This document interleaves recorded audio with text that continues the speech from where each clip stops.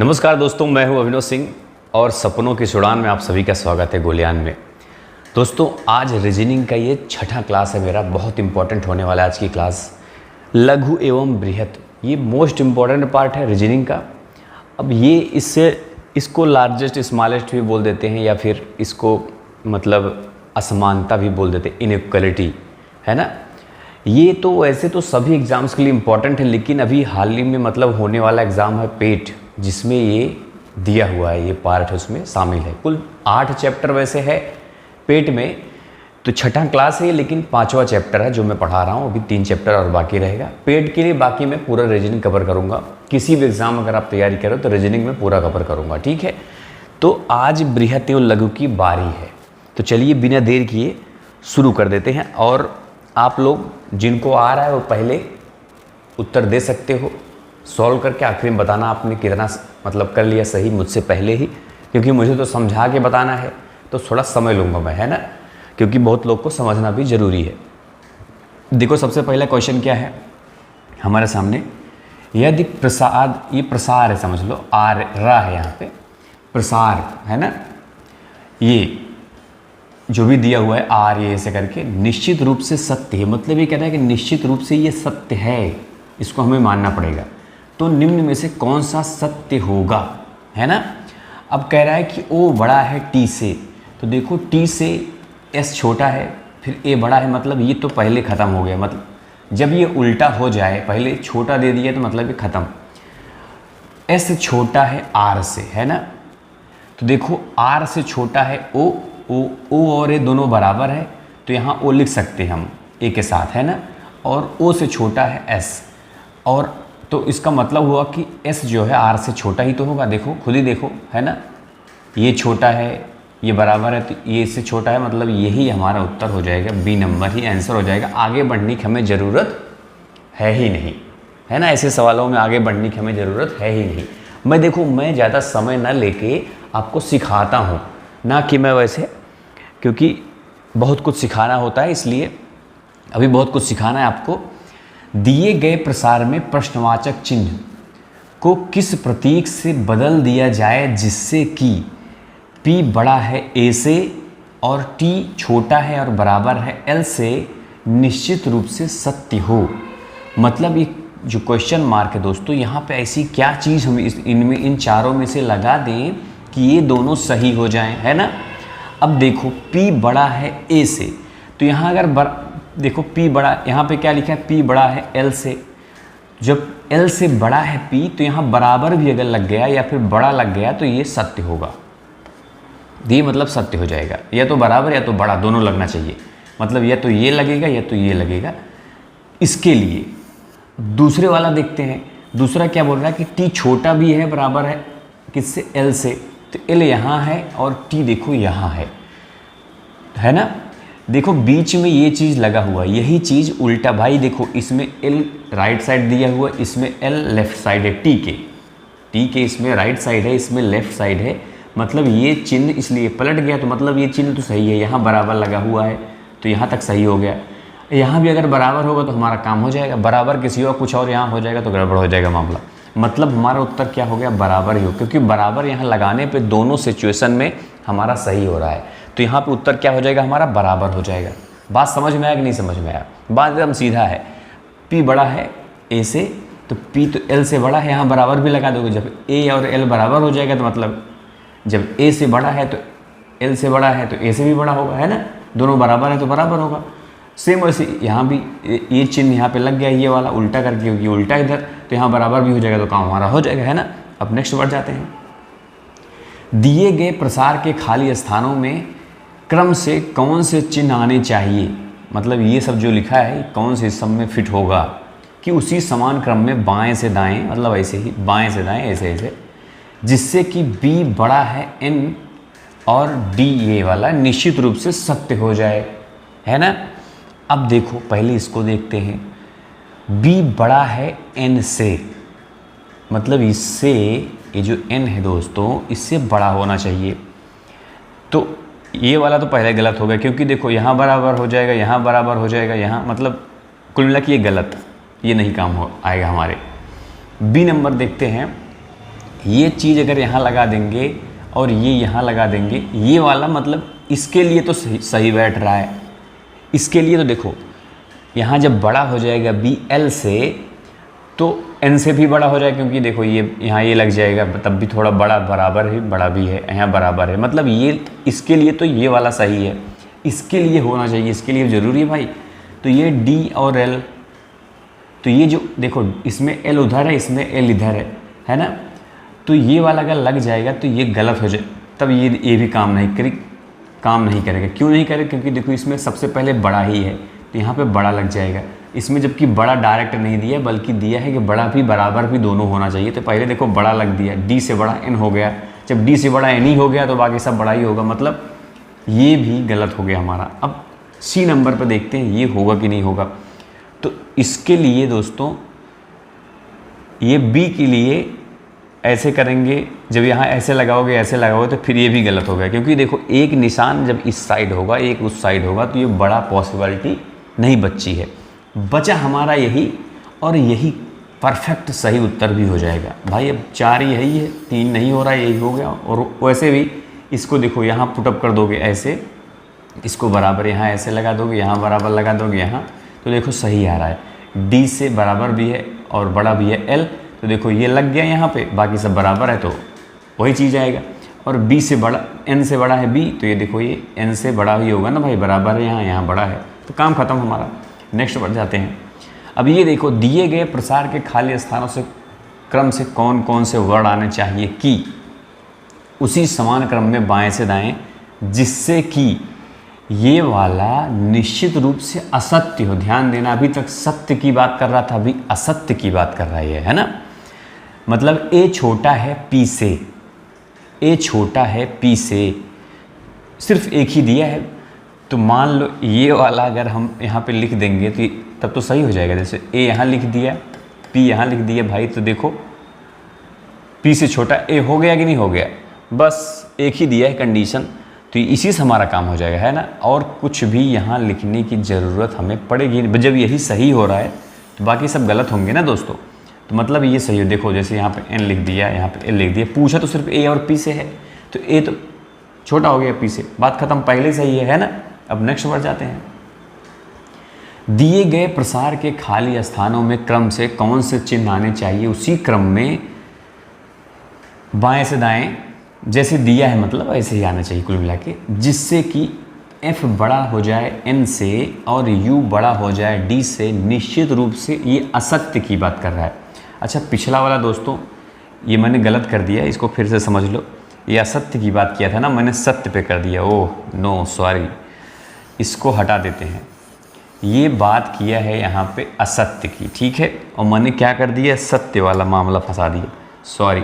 देखो ये असत्य किया, ये बात ध्यान रखना आपको, मैंने उसको सत्य पे लगा दिया, तो ये दोस्तों पहला गलत हो जाए, क्योंकि पहला तो सत्य हो रहा है ना, सत्य नहीं होना चाहिए।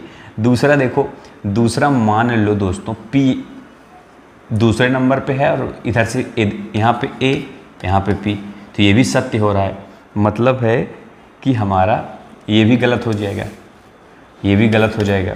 ये देखो ALP, यहाँ पे A लिख दोगे, यहाँ पे L लिख दोगे, यहाँ पे P लिख दोगे, तो जो है P से छोटा है ये भी लगभग सही हो रहा है थोड़ा सा। P यहाँ पे लिख दोगे मतलब, और N यहाँ पे और A यहाँ पे, ये वाला निश्चित रूप से यही सही उत्तर होगा, निश्चित रूप से यही असत्य होगा। इसमें भी देखो बड़ा हो जाएगा, A छोटा हो जाएगा P से, है ना, देखो A छोटा हो जाएगा। लेकिन ये वाला अगर करोगे, देखो P यहाँ, N यहाँ हो रहा है, A यहाँ, तो इसमें क्या होगा, निश्चित रूप से P छोटा हो जाएगा, जबकि P छोटा नहीं बड़ा होना चाहिए। इसके हिसाब से असत्य तभी होगा ये, मतलब D वाला हमारा एकदम 100% करेक्ट होगा। D वाला अगर हम पुटअप करेंगे तो P इसमें छोटा हो जाएगा, जबकि ये क्या कह रहा है, A छोटा होना चाहिए, असत्य हो, इसमें P छोटा हो रहा है, मतलब ये असत्य हो जाएगा। ठीक है, इस बात ध्यान रखना, नहीं तो कन्फ्यूजन होगा सत्य और सत्य में, जब मैंने ही गलती कर दिया। तो ऐसे एग्ज़ाम में होता है, हमें एक सवाल आता रहता है, फिर भी हम गलत करते हैं। रीजनिंग का मतलब यही होता है। खैर, ये मैंने देखा तो मुझे याद आ गया, वो भी असत्य था, तो ये असत्य होना चाहिए दोस्तों, ये भी, है ना। मान लो पहला देखते हैं A नंबर वाला, अगर A नंबर वाला यहाँ पे हम करने की कोशिश करते हैं तो यहाँ पे अगर कर दिया ऐसे ऐसे, एफ और एन कहाँ है और ऐसे, तो इस कंडीशन में ये तो मान लो इसके लिए तो सही हो जाएगा, इसके लिए पहला सही हो रहा है ना, सिर्फ पहले के लिए, दूसरे के लिए देखना पड़ेगा ना हमें। बराबर यहाँ है अगर डी और एन, ये भी सही, मतलब पहला इसमें सही हो जाएगा दोस्तों, निश्चित रूप से पहला सही हो जाएगा, क्योंकि ये देखो एफ बड़ा है, नहीं होगा बड़ा इससे, और ये भी बराबर हो जा रहा है, मतलब यही हमारा उत्तर हो जाएगा। ठीक है, ए नंबर वाला हमारा उत्तर हो जाएगा। बाकी मान लो और भी देख लेते हैं थोड़ा सा, ये सब ये रखोगे अगर तो सही हो जाएगा। ये भी मतलब इस कुल मिला के हमें उत्तर मिल गया ए नंबर पे।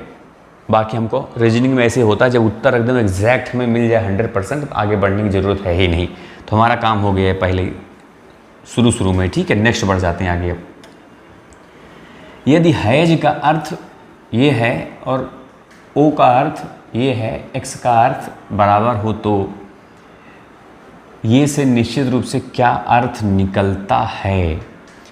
तो देखो हैज को क्या बोल रहा है, हैज का मतलब ये देखो ऐसे बन जाएगा, ये ओ का मतलब ऐसे बन जाएगा, एक्स का मतलब बराबर बन जाएगा, और बस हाँ ये भी बराबर, और ये जो है यहाँ पे एक बार लिख देते हैं, ए ऐसे, बी ऐसे, सी बराबर डी, यही तो लिखा है ना। देखो ओ का मतलब, ओ मतलब क्या है पता नहीं, है ओ का मतलब क्या है, ओ का अर्थ ये है और हैज का अर्थ ये है। देखो ये हैज का अर्थ ये लिखा है, सी बराबर मतलब ये इसका, एक्स का मतलब बराबर लिखा है, देखो ये इसका मतलब बराबर लिखा है ना, यही तो लिखा है। अब इसमें निश्चित रूप से क्या अर्थ निकलता है इसमें से। अब इसमें से देखो क्या बोल रहा है कि बी छोटा है डी से, तो बी ये है, बिल्कुल यही सही हो जा रहा है हमारा पहला ही। ये देखो बी बड़ा है डी से, तो गलत, बी बराबर गलत, ए बराबर सी से, ये भी गलत, मतलब ये सही मिल गया हमारा पहले ही, है ना। समझ में आएगी नहीं बात, ये मतलब कुछ नहीं, बस इसको कर दिया, इसको कर दिया, कुल मिला के आपको ऐसे करके सेट कर लेना है ना। अब नेक्स्ट बढ़ जाते हैं आगे। कथन, ये कथन और निष्कर्ष वाला है ना। एक अपने में भी जो सिलोलिज्म होता है ना, बहुत इंपॉर्टेंट है, उसको भी बताना है मुझे। ये भी पेट में भी है, बाकी सब में तो होता ही है, पेट में भी है। पहले पेट वाला ही खत्म करने का प्लान है मेरा। देखो कथन ये दिया है, निष्कर्ष ये दिया है, और उत्तर क्या दिया है। मान लो पहला अनुसरण करता हो, दूसरा करता हो, या फिर एक मतलब ना तो पहला ना तो दूसरा, या ये दोनों करता हो, यही दिया है उत्तर, इस हिसाब से आपको करना है। अब देखो f बड़ा है d से, f यहाँ है, इससे तो बराबर हो गया, और p से बड़ा है f, m से भी बड़ा है f, d से भी बड़ा है f, मतलब है कि d से बड़ा है f। ये बात पहला नंबर एकदम सही है, पहला निष्कर्ष एकदम सही है। p छोटा है w से, p यहाँ है दोस्तों, और m से छोटा है d से, m से, ये गलत, मत देखो p से बड़ा हो गया, मतलब m से p बड़ा हो गया, d से भी बड़ा होगा भाई। कह रहा है कि p छोटा होगा w से, कोई चांस ही नहीं है, मतलब ये गलत, मतलब सिर्फ a का अनुसरण करता है, तो हमारा a उत्तर हो जाएगा। बिना कुछ सोचे समझे हम इस पे कर सकते हैं। अब आगे बढ़ जाते हैं। इसमें देखो h बड़ा है b से, है ना। h कहाँ है, यहाँ है, b कहाँ है, यहाँ है, तो देखो b ये बराबर है, और यहाँ देखो ये आ गया लेस देन, मतलब छोटा हो जाएगा, मतलब ये गलत हो गया पहले ही भाई। ये क्या कर रहा है, h बड़ा होना चाहिए, तो यहाँ भी ऐसे होना चाहिए ना, तभी तो होगा, नहीं तो ख़त्म कहानी इसकी। f छोटा है s से, ये भी देखो इधर तो सही है, लगा है ये, लेकिन इधर देखो उल्टा कर दिए हैं, मतलब ये भी गलत। जब दोनों गलत हो, यदि ना, तो C नंबर हमारा उत्तर हो जाएगा दोस्तों। ठीक है, एकदम एग्जैक्ट। हम नेक्स्ट बढ़ते हैं। ये क्या कह रहा है कि Q बड़ा और बराबर है F से, है ना, F से। तो देखो R और F जब बराबर हो जाते हैं दोस्तों, मतलब ये दोनों बराबर हो गए, तो F यहाँ भी हम लिख सकते हैं भाई, बराबर है ही है। तो क्या जाना हमने कि F छोटा है Q से, तो ये क्या कह रहा है कि बराबर और छोटा दोनों है, तो ये गलत, दोनों नहीं होगा, इसमें तो डायरेक्ट बोल रहा है कि छोटा है। जब हमको पता ही चल गया छोटा है तो संदेह की क्या बात है। T बड़ा है F से, देखो ये दोनों तो बराबर ही, तो यहाँ F हम यहाँ भी लिख सकते हैं, F से बड़ा Q, Q से बड़ा T, तो बिल्कुल सही है, T F से बड़ा होगा। ये वाला सही है, ये वाला गलत है, मतलब जिसमें 2 अनुसरण करता हो, ये B नंबर वाला हमारा उत्तर हो जाएगा भाई, यदि केवल निष्कर्ष 2 अनुसरण करता हो। ठीक है, ऐसे करेंगे। नेक्स्ट है कथन है ये S बड़ा और बराबर है P से, है ना, P से। देखो Q से छोटा है P, Q से छोटा है P। जब Q से छोटा है P और Q यहाँ पे है, इससे तो Q, तो अगर ये Q के लिए यही चीज़ आता, यहाँ पे P के जगह पे Q लिखते दोस्तों तो ये सही होता, लेकिन P लिख दिया भाई। Q तो सही है, ये ऐसा ही है। Q देखो यहाँ S हम लिख सकते हैं क्योंकि S बराबर है R से, तो यहाँ S लिख सकते हैं भाई, दोनों बराबर है जो चीज़। तो देखो S और Q के लिए ये रिलेशन एकदम परफेक्ट है, लेकिन यहाँ पे जाके Q क्या हो जाता है, P से भी छोटा हो जाता है, मतलब बड़ा हो जाता है, तो इसमें खिचड़ी पक जाती है, मामला सही नहीं है, मतलब ये हमारा गलत हो गया। R बड़ा है P से, R बड़ा है P से। देखो P जब P से बड़ा है Q और Q से बड़ा और बराबर है R, मतलब ये वाला सही हो सकता है भाई। P से बड़ा है जब Q और Q से बड़ा और बराबर है R, दोनों संभावना है, मतलब साफ है कि 100+1% ये सही है। तो जब 2 अनुसरण करता हो, इसमें 2 कर रहा है ना, यदि केवल निष्कर्ष 2 अनुसरण करता हो, सिर्फ 2 कर रहा है, पहला गलत हो जा रहा है। आगे बढ़ते हैं। इसमें देखो कथन दिया है, निष्कर्ष, सीधा निष्कर्ष पे फोकस करते हैं, है ना, कथन बाद में मिलाएंगे। S बड़ा है F से, तो देखो S यहाँ है और देखो ये तो उल्टा हो गया यहाँ पे, है ना, छोटा वाला हो गया, फिर बड़ा, फिर छोटा। जब ये छोटा बड़ा वाला उल्टा हो जाए ना तो आगे बढ़ना ही नहीं चाहिए, मतलब कहानी इसकी ख़त्म पहले ही। Y बड़ा है T से, T से बड़ा है F, F से बड़ा है Z और Z से बराबर है Y, तो मतलब साफ है कि ये वाला भी सही है। तो इसमें भी निष्कर्ष 2 अनुसरण कर रहा है भाई, सब 2 ही अनुसरण कर रहे हैं, पहला क्या हो गया भाई। ये देखो कथन और निष्कर्ष सीधा फोकस करते हैं। P बड़ा और बराबर है R से, S से दे रहा है ना, S से दे रहा है, सॉरी S से दे रहा है, S से दे रहा है, S से बड़ा और बराबर है L और L से बड़ा और बराबर है I, I से बराबर है P, मतलब ये वाला सही हो रहा है ना। देखो यही निशान उल्टा होगा भाई, इसमें क्या है, S इधर है P उधर है और इसमें S उधर है P इधर है, इसलिए निशान भी, इसका दिशा भी बदल गया। तो इसका मतलब देखो ये मिला के यही चिन्ह उल्टा हो रहा है, मतलब ये वाला तो सही हो रहा है, ये पहला सही हो गया। दूसरा देखते हैं, L बड़ा है R से, L बड़ा है, नहीं I है, सॉरी I बड़ा है R से, R से बड़ा है E और E से बराबर और बड़ा है P और ये बराबर, मतलब ये भी सही हो रहा है। ठीक है, देखो क्यों बड़ा सही हो रहा है, क्योंकि ये तो देखो R से बड़ा हो गया है E और ये E से बड़ा और बराबर है P और P से बराबर है I, तो मतलब I हम यहाँ भी लिख सकते हैं P की जगह पे, और ये देखो R से बड़ा है E और P दोनों समझ लो बड़ा ही है, तो ये भी बड़ा ही होगा I। तो हमारा हमने क्या जाना, दोनों बड़ा है। जब दोनों अनुसरण करता हो, इसमें क्या लिखा है, यदि दोनों निष्कर्ष ए पहला और दूसरा सत्य हो, तो ठीक है, C नंबर हमारा उत्तर हो गया, इसकी भी कहानी खत्म। नेक्स्ट देखते हैं, ये कथन दिया है, निष्कर्ष, सीधा निष्कर्ष पे फोकस करते हैं। इसमें A और E का रिलेशन दिया हुआ है, तो देखो जब A और E का रिलेशन मिलाओगे, देखो इसमें इधर उल्टा उल्टा फिर उल्टा हो गया, मतलब ये अब रिलेशन नहीं बन सकता, क्योंकि देखो इसमें इस साइड दिया हुआ है, उसमें पलट गया, फिर यहाँ से पलट गया ना, तो ये रिलेशन नहीं बन सकता। और ये C छोटा है F से, C छोटा है F से दोस्तों, F से छोटा है E, A ये बराबर है मान लो, तो छोटा ये वाला सही है भाई। देखो समझ में आ रहा है कि नहीं आपको, मुझे बताना। कोई डाउट हो, कोई टेंशन हो, कोई समस्या हो, कोई बताना। वैसे मुझे उम्मीद है कि सबको अच्छे समझ में आ रहा है ये सब। तो ये देखो f से छोटा हो गया e, जब e छोटा हो गया तो e से छोटा और बराबर है d, d से छोटा और बराबर है c, मतलब साफ है कि f से छोटा ही होगा c, है ना।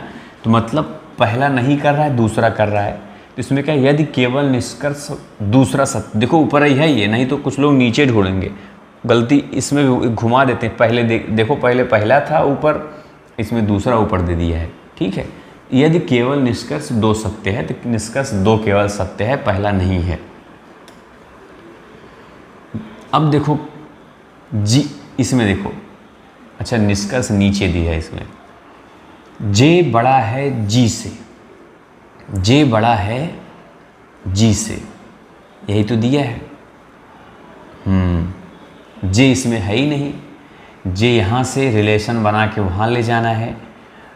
तो ए से जे से रिलेशन है, मतलब ए जो यहाँ है, जे यहाँ लिख सकते हैं सेम ऐसे रिलेशन से। देखो ये चीज़ यहाँ बन गया ना ऐसे, ये देखो ये ऐसे बन गया ना, ऐसे ये बन गया, मतलब रिलेशन हमको बिठाना है, क्योंकि जे और जी की बात कर रहा है ना। तो जी यहाँ है, जे यहाँ है। अब देखो मिल रहा है, कह रहा है कि जे बड़ा है।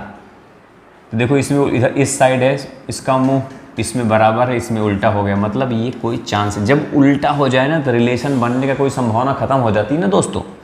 तो ये हमने काट दिया, क्योंकि ये रिलेशन बनने की कोई संभावना नहीं है। यही सेम दिया है कि जे बराबर है जी से, तो इसमें भी देखो जैसे इसमें हो रहा था रिलेशन नहीं बन पाया, क्योंकि इसका उल्टा मुंह इधर है, इसका उल्टा मुंह इधर है।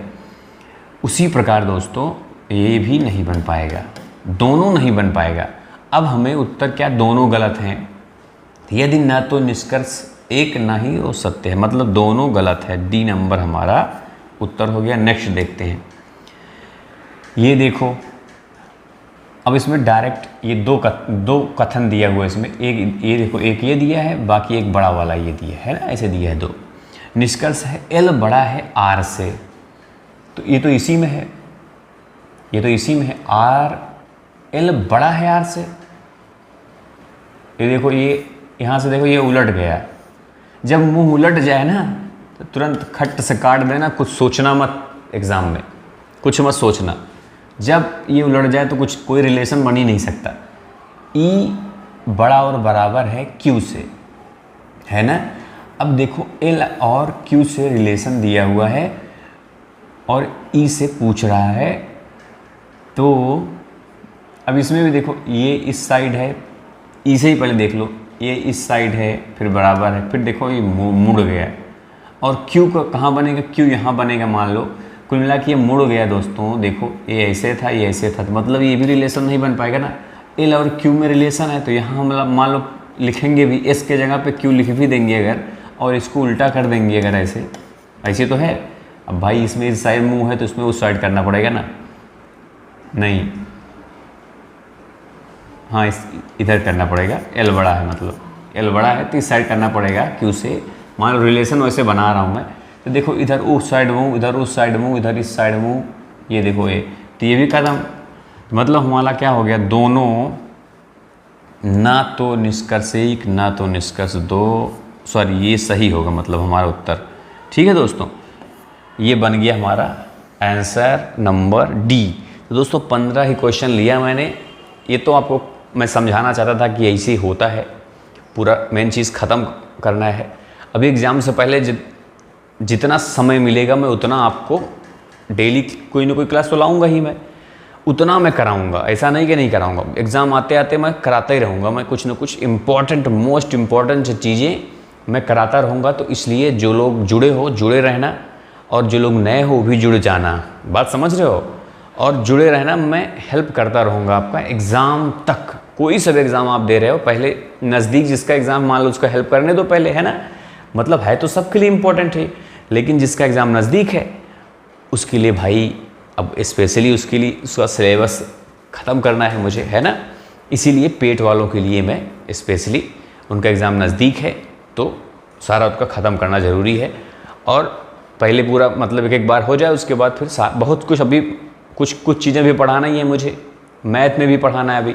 तो मैं सब जो वादा किया उसको मैं पूरा करूँगी 100+1%। और आपको ज़्यादा इधर उधर नहीं, जो चीज़ें जितना मैं वादा किया हूँ ना उतना मैं पढ़ाऊँगा, कम समय में ज़्यादा पढ़ाने की पूरी कोशिश करूँगा, आपको हेल्प करता रहूँगा। ठीक है दोस्तों, बस तो वीडियो कैसी लगी बताना, अच्छी लगी तो लाइक करना और शेयर भी कर देना, बता देना जो लोग पेट वाले हैं उनको बता देना कि यहाँ से रीजनिंग और मैथ पूरा पढ़ लो अच्छे से, है कि नहीं। और भी जो हो सकेगा मैं पढ़ाऊँगा आपको। मैं क्या है, रीजनिंग और मैथ कम समय में ज़्यादा पढ़ाऊँगा भाई। अगर आप 4-4, 5-5, 6-6 घंटे की क्लास करोगे मैथ और रीजनिंग तो और भी नहीं पढ़ोगे क्या। जीएस बहुत इंपॉर्टेंट, पढ़ो ना, बुक से पढ़ो, कहीं से पढ़ो, और भी तो पढ़ना है आपको। इसीलिए मैं क्या सोचता हूँ कि कम समय में ज़्यादा आप पढ़ो, ठीक है, क्योंकि आपको सिलेक्शन चाहिए, पास होना ज़रूरी है दोस्तों। बस मिलते हैं फिर नेक्स्ट वीडियो में। चैनल को ज़रूर सब्सक्राइब कर लेना सब लोग और घंटी ज़रूर दबाना ताकि नोटिफिकेशन आपको मिलता रहे। मिलते हैं फिर नेक्स्ट वीडियो में, तब तक के लिए जय हिंद, जय भारत।